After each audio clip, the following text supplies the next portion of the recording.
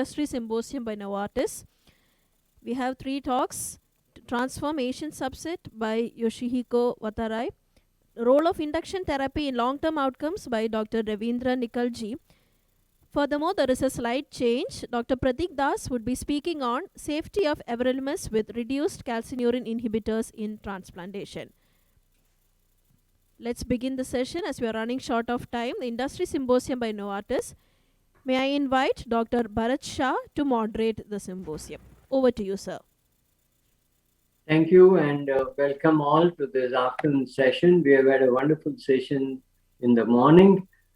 We all know that chronic allograft nephropathy is an important problem after transplantation and accounts for the largest number of grafts lost after transplantation. There are two main factors which account. One is chronic antibody-mediated rejection, and another is calcineurin inhibitor toxicity. Transform study has shown that by minimizing calcineurin inhibitor and using everolimus, one can minimize the calcineurin toxicity while at the same time reduce the risk of certain infections like CMV and BKV. Today we have with us Professor Yoshihiko Watarai, who is going to tell us about the Transform study in the Asian group. With this, I would now request Professor Yoshihiko to tell us about the impact of using everolimus in the Asian subset in the Transform study. Over to you, Professor Yoshihiko. Okay. Thank you for introducing me, Dr. Shah. This is my great privilege to share our results in the Transform study Asian set. So let me start my video first, then I welcome some of the questions from the audience. Okay. This is my great privilege and honor to present Transform study Asian subset for the annual conference of Indian Society of Organ Transplantation. Combination with calcineurin inhibitors and mycophenolate mofetil has been the standard of care immunosuppressive therapy following kidney transplantation since significant improvement of allograft survival after 2000. However, the long-term use of standard exposure of CNI and MFMF is associated with the chronic nephrotoxicity, infections, and de novo malignancy, which were common causes of the mortality and morbidity following kidney transplantation. Further, optimizing CNI-associated nephrotoxicity is critical, as kidney function during the first year post-transplant is well-established predictor of long-term graft survival. Therefore, immunosuppressive strategies are needed that facilitate de novo CNI reduction with the goal of improving long-term patient and graft outcomes while maintaining the current low acute rejection rates, CMV and BK virus infections, as well as de novo DSA production.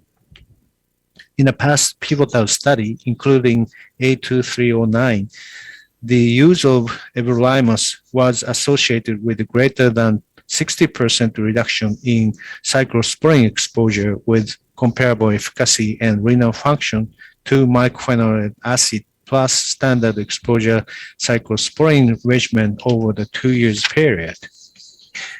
Multiple randomized control trial has been carried out to test the benefit of the everolimus and reduce or early late withdrawal of CNI in the past.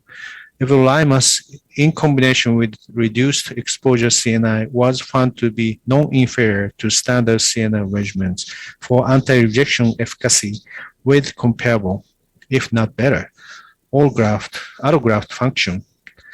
Additional benefits in terms of suppression of viral infections, especially cytomegalovirus infection, have been reported with early everolimus initiation. Transform is the largest trial to date in de novo renal transplant recipient to evaluate the efficacy and safety of everolimus with reduced exposure CNI versus MPA with standard exposure CNI. The study was 24 months prospective randomized open label study in de novo renal transplant recipients conducted at 186 centers across 42 countries. The study employed a novel binary composite primary endpoint of treated biopsy-proven acute rejection of suboptimal kidney function to simultaneously assess immunosuppressive efficacy and graft function preservation. This eGFR threshold represents some moderate level of renal dysfunction and is associated with a significantly increased risk of subsequent death-censored graft loss. 1,022 were transplanted and randomized to everolimus plus reduced CNI arm, while 1,015 recipients were randomized to MPA plus standard CNI arm. Over 90% of the recipients received tacrolimus as a CNI. Adherence to TAC trough level was poorer in everolimus plus reduced CNI versus MPA plus standard CNI arm throughout the study. Between months 2 and 24, 24% to 44% of recipients were above target range in the everolimus plus reduced CNI arm, whereas 13 to 38% of patients are below target range in the MPA plus standard CNI arm. The mean everolimus trough level was within the target range throughout the study. Non-inferiority of the everolimus plus reduced CNI to MPA plus standard CNI regimen could be confirmed for the primary endpoint of treated by proven rejection or eGFR less than 50 ml per minute.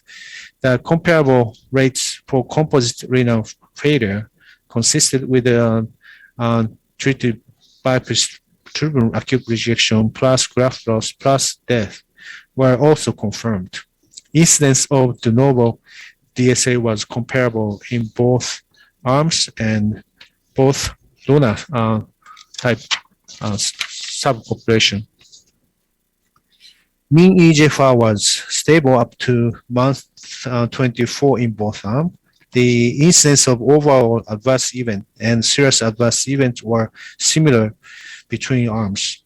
Incidence of overall infections was significantly lower in everolimus plus reduced CNI versus MPA plus standard CNI arm. In particular, viral infection, including CMV and BK virus, were markedly lower in the everolimus plus reduced CNI arm. The incidence of CMV infection and syndrome were lower in the everolimus with reduced CNI. Moreover, lower incidence of CMV events with everolimus plus reduced CNI was irrespective of baseline serology and prophylaxis status. If we focus on wound healing event, the risk of lymphocyte wound dehiscence and impaired healing was significantly higher in the everolimus group versus MPA arm. But we separate patients based on the BMI or diabetes. No significant risk of wound healing event was noted across the BMI range in both arms, except for the wound dehiscence in patient with BMI over 30. There was no significant correlation between wound healing events and everolimus trough level in the early or late phase of the study. No significant risk of the wound healing event was noted irrespective of diabetes at baseline in both arms, except for wound dehiscence in patients with diabetes. This risk of wound dehiscence was significantly higher in the patients with BMI over 30 and in patients with diabetes at baseline. Again, the findings from the transform study shows that despite the early introduction of everolimus within 24 hours of transplant, the incidence of risk of wound healing event was limited between the everolimus and MPA-based regimens. No influence of everolimus trough level was noted on the occurrence of wound healing events. Incidence of end-stage renal disease is increasing among Asians across the world. The prevalence of end-stage renal disease is 1.5 times higher in the Asian race compared with the Caucasian race. In the transform study, up to 15% of the total randomized patients were Asian race. Despite the limited population, given that there is a paucity of literature on use of everolimus plus reduced CNI regimen in Asian de novo kidney transplant recipients from a randomized control setting. A subgroup analysis from a transform study would be beneficial in understanding the efficacy and safety profile of everolimus plus reduced CNI regimen in this cohort. Here we have analyzed the 24-month data from Asian patients who participated in the transform study.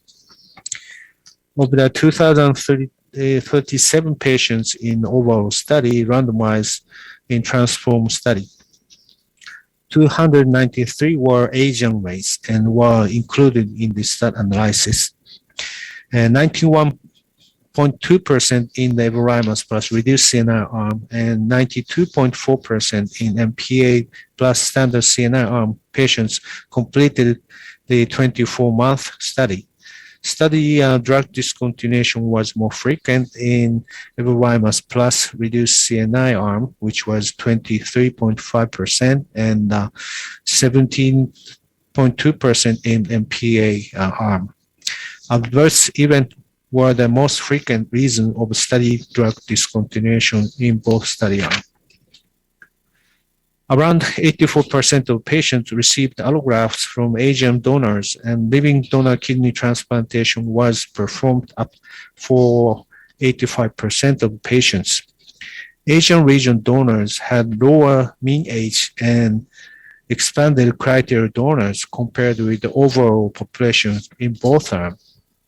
The majority of the patients in both the treatment arms received basiliximab induction, 84.6% in everolimus reduced CNI and 86.6% in the MPA plus standard CNI arm. The mean everolimus trough concentration was within the target range of 3 to 8 nanogram per ml throughout the study duration. In the everolimus reduced CNI arm, the mean trough concentration remained near or above the target range during the study. In contrast, the mean trough concentration in MPA arm were within the target range. At most time point, more patients in everolimus plus reduced CNI arm were 24 to 42% above the target range in trough concentration. At month 24, everolimus plus reduced CNI arm was non-inferior to MPA plus standard CNI arm for the binary endpoint of eGFR less than 50 ml per minute or treated by proven acute rejection. The incidence of treated by proven acute rejection was numerically lower in Asian regions in the everolimus plus reduced CNI arm versus MPA plus standard CNI arm, although statistical significance was not met. However, a sub-analysis by CNI type showed the incidence of rejection was significantly lower in the everolimus plus reduced TAC arm versus MPA plus standard TAC arm. The on-treatment renal function without multiple imputation or missing values, as measured by eGFR, remained significantly higher with everolimus plus reduced CNI versus MPA plus standard CNI arm throughout the 20-month study, except for month 12 and 18. At month 24, difference in mean eGFR with both groups reached 5.99 ml per minute. At month 24, the mean urinary protein creatinine ratio was 380 gram per gram creatinine in reduced CNI plus everolimus arms versus 203.7 milligrams per gram creatinine in MPA arm. Majority of patients in both treatment arm had urinary protein per creatinine ratio of 30 to 500 milligrams per gram creatinine. The multivariate logistic regression analysis showed donor age, disease donor type, AR within first 12 months post-transplant, and proteinuria less than 1 gram per day within the first 1 year were significantly associated with poor eGFR outcomes. The incidence of DSA at baseline and month 24 and de novo DSA at month 24 was estimated in the safety set and the on-treatment population of the safety set. A total of 104 patients of Asian region consented to participate in DSA sub-study. Among the patients with evaluate data, the incidence of DSA at baseline and month 24 was comparable between the treatment arms. Similarly, the incidence of de novo DSA at month 24 was comparable between the treatment arms in both the safety set and on-treatment population. At month 24, everolimus plus reduced CNI arm versus MPA plus standard CNI arm had comparable incidence of adverse event and adverse event leading to study drug discontinuation as well. One patient died in everolimus plus reduced CNI arm due to the cardiorespiratory arrest, and one patient in MPA plus standard CNI arm due to fungal sepsis. Adverse events such as mouth ulceration and stomatitis were significantly higher in the everolimus plus reduced CNI arm. The incidence of diabetes, hyperlipidemia, and peripheral edema were comparable between the two arms. While BK virus infection, hypomagnesemia, and leukopenia, cytomegalovirus infection, and tremor was significantly higher with MPA plus standard CNI arm. And this slide shows that the significant advantage of the everolimus on the cytomegalovirus infection as well as the BK virus infection. Moreover, the lower incidence of CMV events with everolimus plus reduced CNI was irrespective of baseline serology and prophylaxis status. Again, so as a conclusion, the 24 months data from Transform in kidney transplant recipients from Asian region showed that the everolimus plus reduced CNI was better efficacy and renal function with a CMV protective effect versus MPA plus standard CNI regimens.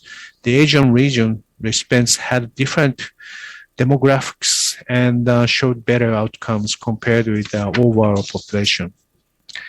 For next couple slides, I'd like to share our long-term experience with the everolimus plus cyclosporins, which was carried out in Japan as an A1202 study as one of the randomized control trials. And the total of the 120 patients were included in the whole study, and we have included 13 to 11 patients to everolimus and MMF group, which is very small. But eGFR for the both group was comparable, but the numerically better with reduced dose cyclosporin and everolimus, and preferable profile on the CMV infection with same as the whole group and the other reported. And plus, this is the significant findings that the DSA-free rate with everolimus plus even a reduced cyclosporine arm show the zero DSA production up to 10 years. Thank you very much for your attention. Thank you, Professor Yoshiko. That was a very nice presentation of transform study. If I could ask one question, why do you think that the rejection and development of DSA was less in the Asian subset as compared to the observations in general? Well, actually, the DSA production rate was not different between the two groups, but the one of the difference from the overall study to Asian was we had more younger donors and living donors, and so that's resulted in the better EGFR. Like average EGFR for Asian patient was around 70, and the overall study the average EGFR was 60. So that really made some difference between the results between the two study. That's so. Okay. Any other question? If not, we'll move on to the next speaker. And the next speaker is Dr. Ravindra Nikalji. Dr. Ravindra is going to talk to us on the efficacy of induction therapy in the outcome of kidney transplantation. So over to you, Ravindra. Yes. Okay. Thank you so much, Dr. Bharat sir, for introducing me. And thanks the organizer for this opportunity. So I'll be speaking in next 15 minutes or so. I'll be speaking about the role of induction therapy and various induction agents in preserving grafts longer. This is a slide which compares 5-year survival of our transplant recipients versus some of the known invasive malignancies. And though we have made great strides in immunosuppression in last few years, the overall survival and the long-term outcomes have not changed much. And this is quite evident if you compare our living donor kidney or deceased donor kidney transplant patients' 5-year survival. It is almost as close as to anybody with invasive breast malignancy or invasive endometrial cancer. So I think that still remains an unfulfilled dream to achieve a long-term graft survival in our patients. So which factors determine long-term outcome after doing a kidney transplant? We all know that it is based on, it's not just one factor alone, and there are multiple factors which go into deciding how the grafts will function over a period of time. So there are multiple donor factors, recipient-related factors, the medicines what we use, and post-transplant graft function. So these are one of the most important determinants of deciding long-term kidney function. And though current immunosuppressive regimens, including the induction as well as the maintenance treatment, though they are efficient in preventing acute rejection, but the long-term graft survival still remains poor. So this figure will tell you about how we perform over a period of how the allografts behave over a period of years. So still, death with functioning graft is #1 cause for loss of grafts. And as we are all aware, that same cardiovascular disease, which is so prevalent in our dialysis population, takes away maximum grafts. And in remaining 50%, it's the chronic allograft failure. So as it was alluded in the earlier talk, so it's chronic allograft nephropathy, chronic rejections, recurrence of the original disease, de novo diseases. They all play a role in over a period of time in causing chronic allograft failure. So there are immunological factors and non-immunological factors which decide the long-term outcomes. So HLA mismatch, among the immunological risk factors, HLA mismatch, number of HLA mismatches, suboptimal immunosuppression, repeat transplantations, high elevated panel reactive antibody levels, and acute rejections, whether it's a single rejection episode or multiple episodes, late rejections which happen after 1 year of completing of transplant, and rejection episodes which are more severe or steroid refractory. they determine the outcome, long-term outcomes. And among the non-immunological risk factors, the most important factors being race, age, and sex of the recipient. Donor status: older donors are known to have reduced nephron numbers and they portend poor long-term outcomes. Length of dialysis before undergoing a transplant. So, as we all know, the preemptive transplants carries a better long-term graft survival. Hypertriglyceridemia or hypercholesterolemia may be a link while linked to the cardiovascular disease, hypertension, and infections like CMV and BKV. So it is also become evident that in last few years that late antibody-mediated rejection is an important cause of late graft failure. We have so far always focused on acute rejections in first year, but increasing number of DSAs and antibody-mediated rejection plays a role in ongoing immunological injury, which is essentially due to inadequate immunosuppression. And this allows us to, in some way, to monitor DSA levels, and that may help in preventing, in preserving grafts for a longer time. So I'll be referring to some of the key factors which determine the long-term outcomes. This is a slide. This is the UNOS data from 276 transplant centers over a period of almost 7-8 years from 1988 to 1995. So as you note, over a period of time, the graft survival has increased. So on the white bars indicate those grafts which experienced no rejection, and versus the black bars indicating grafts which had an acute rejection. And acute rejection does reduce the graft survival over a period of time. This is a data from UNOS, and this was presented by Dr. Hariharan. So for all grafts, the reduction in relative risk for graft failure was 0.4% per year for patients who experience acute rejection versus 6.3% per year. So for those without acute rejections. And when you compare this with death-censored graft survival, you have further reduction in risk. So those grafts which had no rejection, they had almost 10.2% risk reduction. So it's quite evident that rejections which happen, acute rejections, subclinical or clinical, or as well as late acute rejections, impact graft survival negatively. And of course, the severity of the rejection, numbers of rejections, and how do they respond to treatment go a long way in determining the graft outcomes. Second important factor is how the 1 year creatinine on the eGFR after completion of 1 year. This was again a study by Dr. Professor Hariharan. So creatinine at end of 1 year. If patient has creatinine of 1 to 1.5, they have a better long-term survival compared to higher creatinines at end of 1 year. Similarly, the change in the creatinine from the baseline. So those patients who had those grafts who had a change in the creatinine of less than 0.03 from the baseline over a period of 1 year, they fared better compared to the patients who had increase in the creatinine of more than 0.3 milligram per DL.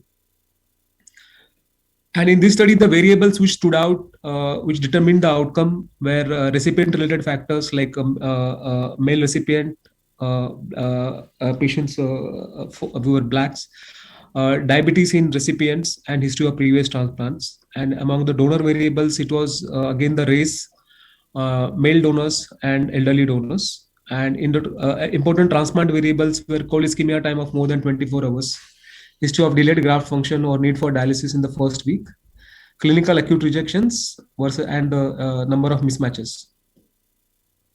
So again, this is in a graphic form. So when they looked at both factors together, so a creatinine level of less than 1.5 at end of 1 year versus delta in creatinine, change in the creatinine of less than 0.3. So together they fared better over a period of years. And those patients who had a creatinine of more than 1.5 and more of change in the creatinine of more than 0.3 over a period of first year, the graft survival was significantly reduced. This is another study which looked at long-term graft survival. This study is from Italy. So the objective of the study was objective of the study is to look at the some of the grafts which have survived over a period of 20 years and to identify which factors impacted such a long graft survival. So they retrospectively studied patients who received first-time single kidney transplants at Orsola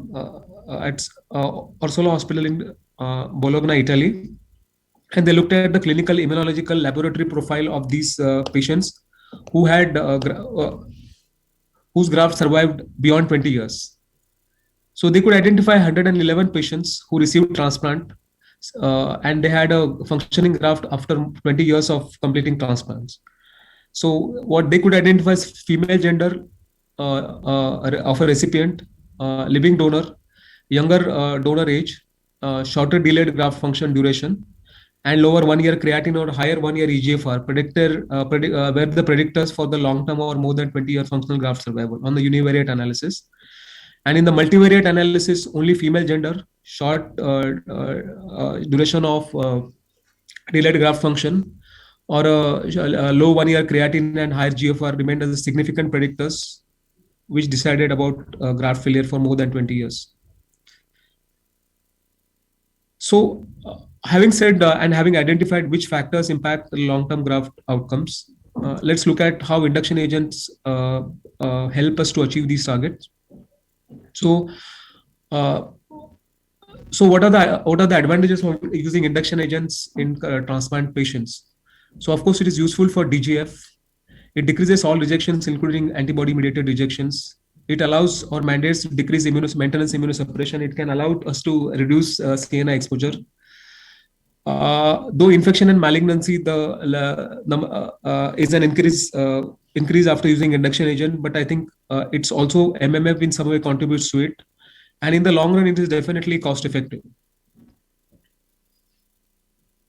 So we have an antibody induction and then followed by maintenance immunosuppression, and then we keep on adjusting the dose based on the risk profile.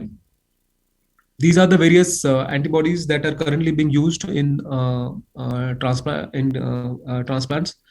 So horse ATG, rabbit ATG, and interleukin-2 receptor antibodies, alemtuzumab, belatacept, and rituximab, which are currently being used. Polyclonal antibodies, so the dose varies from center to center, but typically around thymoglobulin 1.5 to 6 milligram per kilo per day for 1 to 10 days. And we have Fresenius ATG. And the mechanism of polyclonal antibodies, we are all aware, it's T and B cell depletion, so co-stimulation blockade, adhesion blockade, inhibition of antibody antigen-dependent cell cytotoxicity, and induction of apoptosis.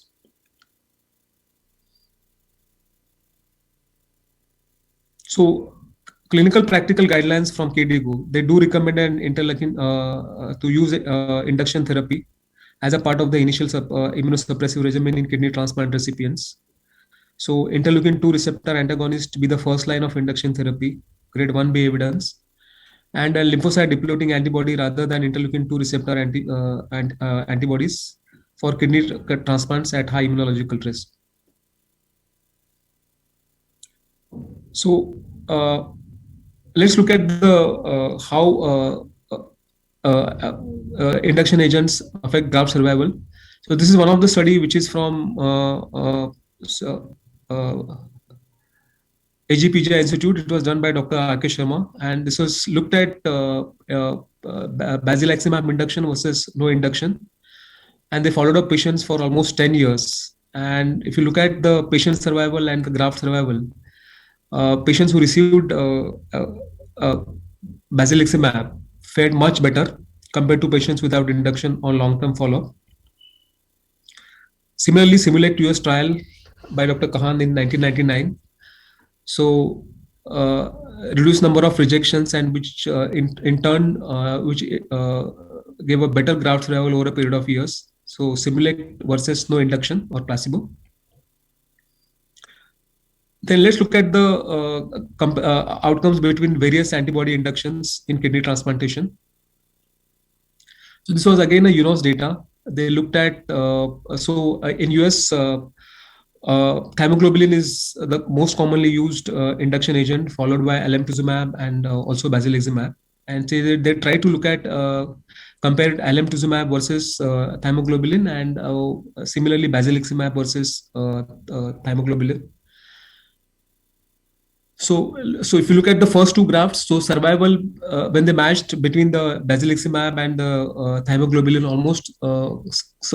almost similar patient survival and comparable graph survival between the two agents.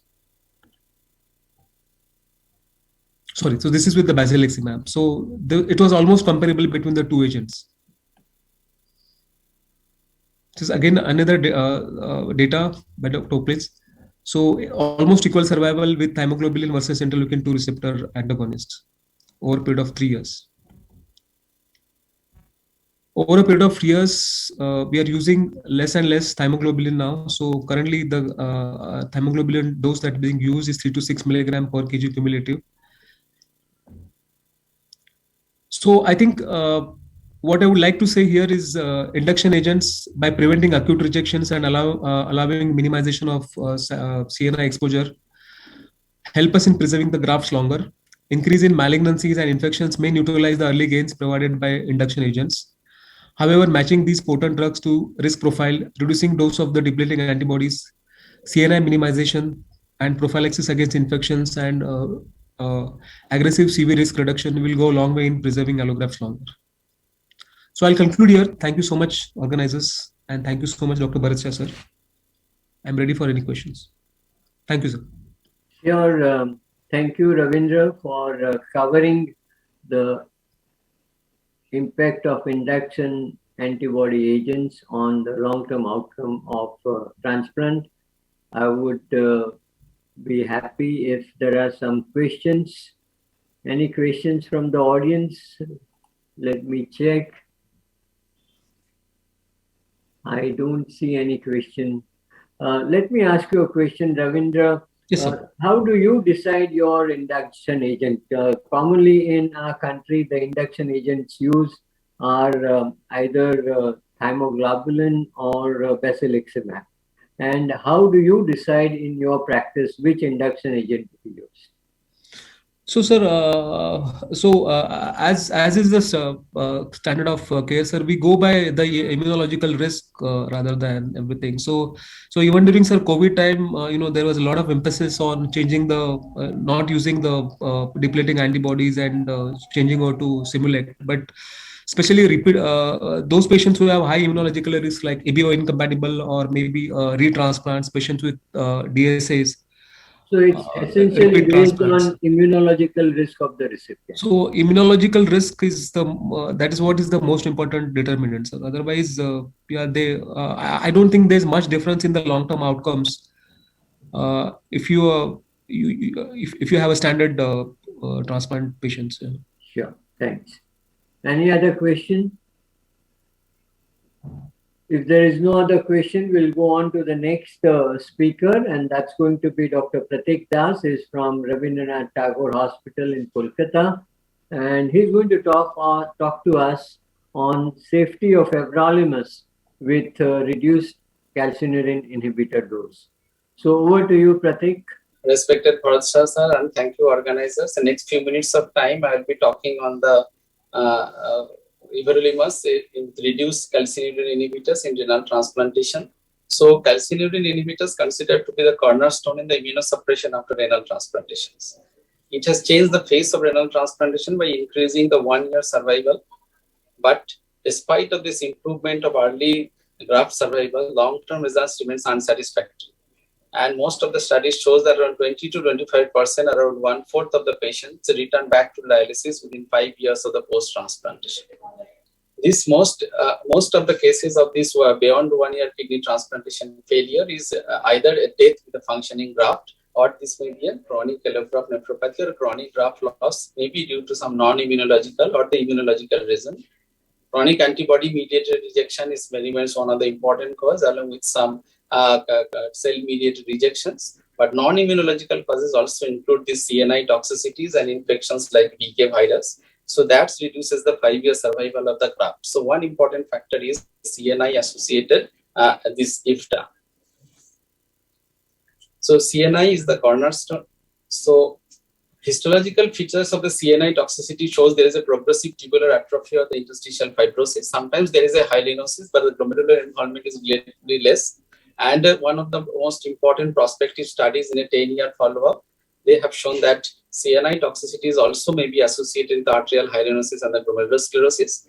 And their activities may be related to some blocking or their impact on the regulatory T cell. That may be a reason that low CNI cases is associated with the low de novo DSA formation, may be a reason. So the another factor is the death with a functioning graft. And these are related to this is a graft loss. Other than there's associated cardiovascular mortality, malignancies, and the infections. So the patient dies with a functional graft. So there has always been a thought to change this CNI administration, which we routinely used by in terms of either we can withdraw this drug or avoid this drug or can minimize this drug. So avoidance and withdrawal and associated with the disastrous result with increased incidence of the rejections as well as the graft loss. So there has been strategies facilitating there's a de novo CNI reductions that produce a better management of the comorbidities as well as increased graft survival. Various strategies are there. One of the important thing is the use of the synergistic immunosuppressive drug like everolimus along with the calcineurin inhibitors to that permits reduction in the dose of the CNI.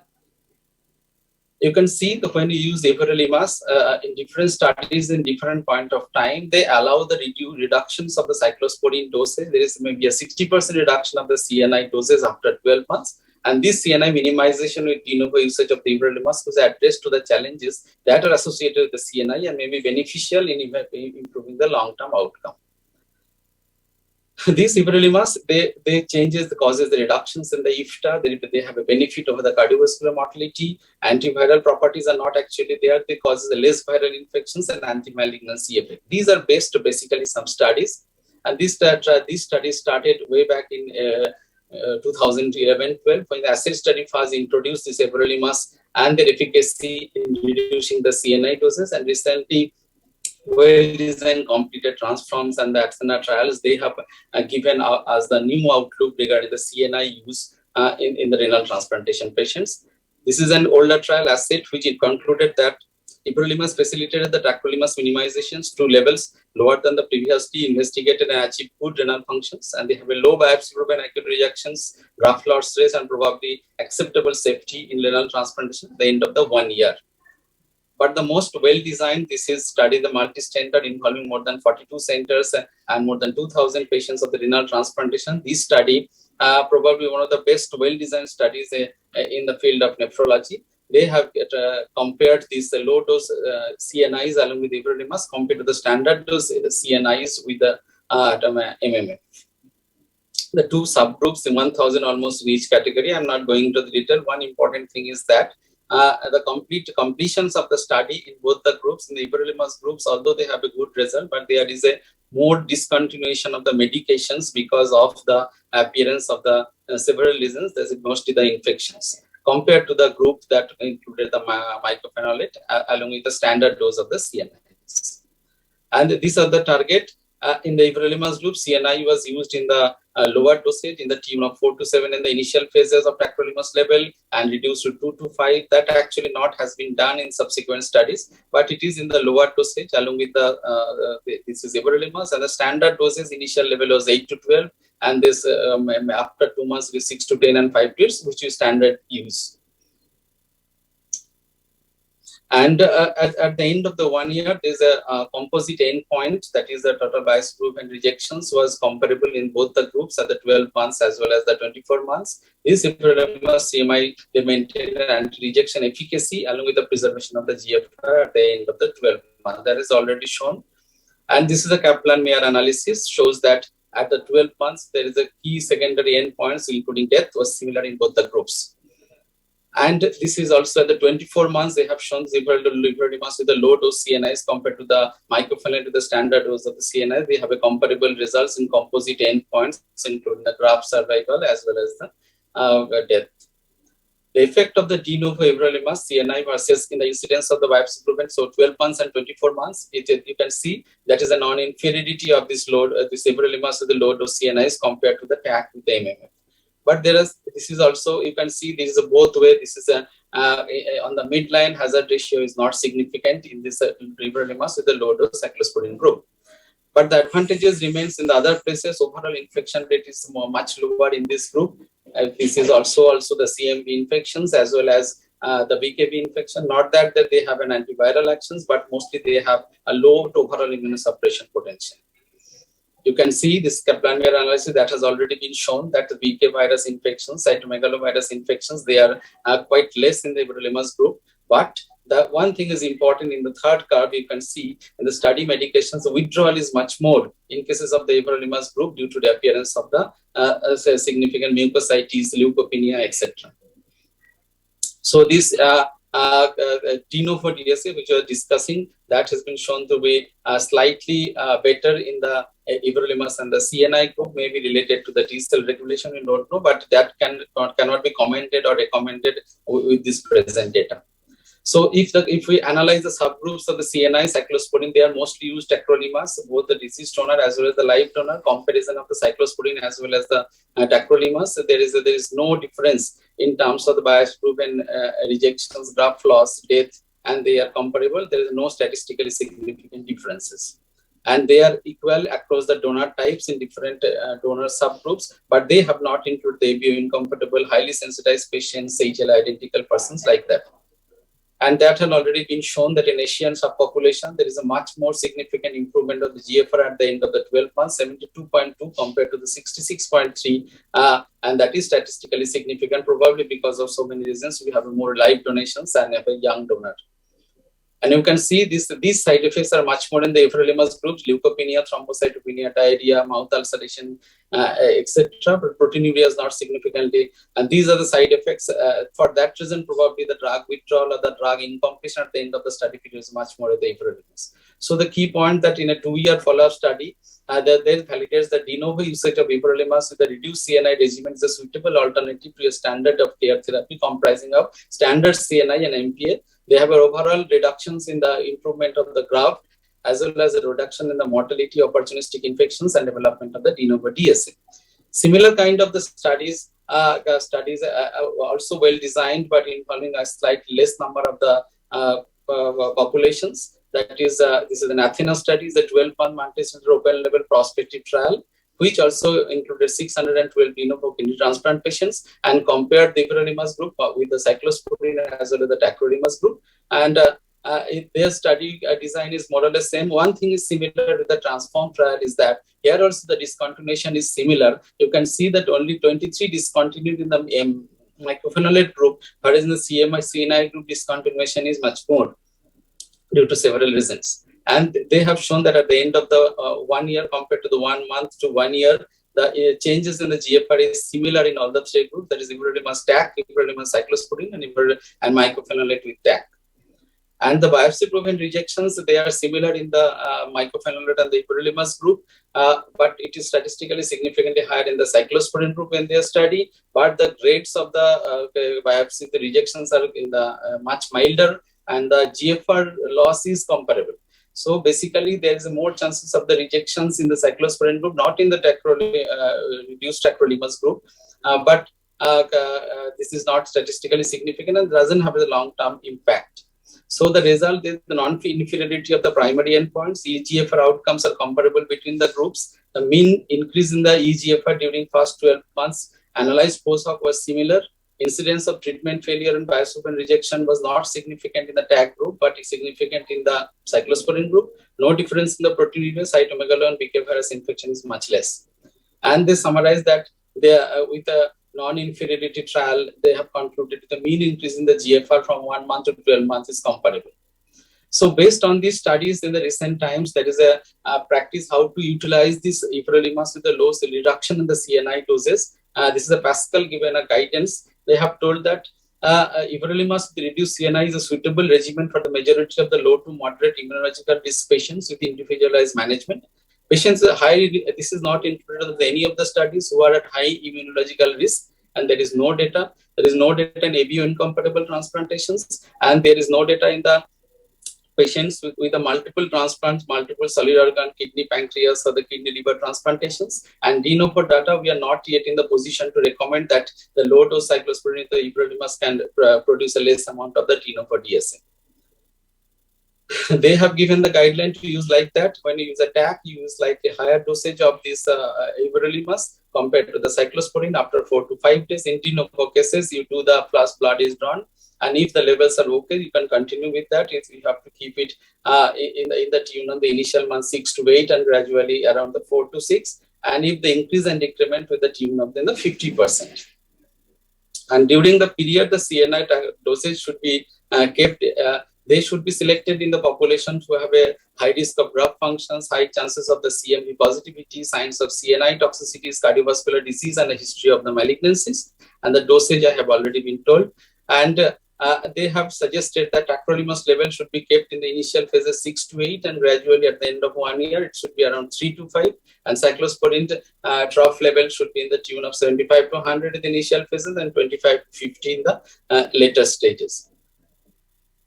So in the summary, despite of the advances in the acute rejection and 1 year graft survival, long-term graft survival in the kidney transplantation remains poor. Long-term graft and the patient survival depends on the optimization. This term is important. Optimization of the usage of the CNI.